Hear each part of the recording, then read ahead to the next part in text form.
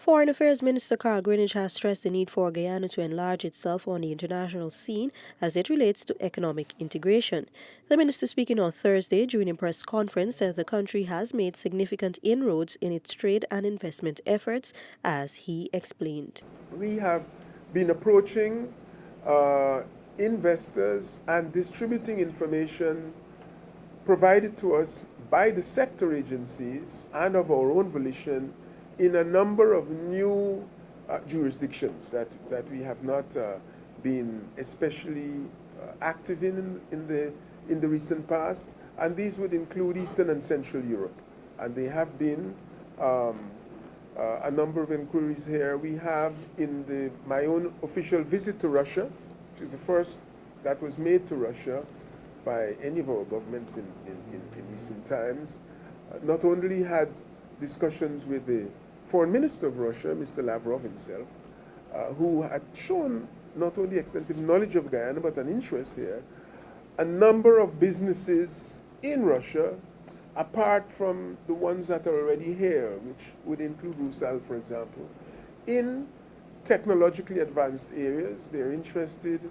Alluding further to his trip to Russia, Greenidge said collaboration in technological advanced areas, mining and development of a mid-size hydro, among other areas, were touted and are being examined. Hence, the ministry's first task is to make the outreach to that country, and secondly, put those who are interested in touch with the respective sectors.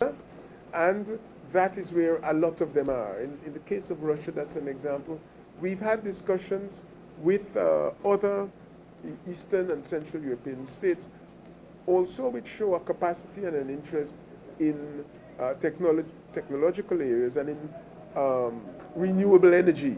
These are areas some of them have identified, and we have put them in touch with the relevant agency. As regards finding markets for our product, I emphasize, maybe too much, that our primary task, and you can't judge us as to whether 10 pounds of rice was sold more than 2016.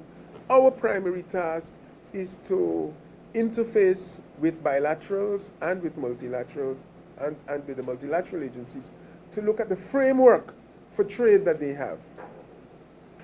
None of these officers can be more expert than the men and women in the rice sector for selling rice. So it isn't our job to go and sell rice per se. It is our job to look at the framework in relation to Jamaica, whether the existing regulations as applied discriminate against Guyanese getting into the market. It is also the case that to the extent that we have an ambassador in the region, that ambassador is aware that there's an interest in Jamaica in buying rice, is to try to provide information to potential buyers and to alert potential sellers in Guyana. That's going on all the time. Work is being done in Cuba in that regard in relation to rice and a variety of other products elsewhere.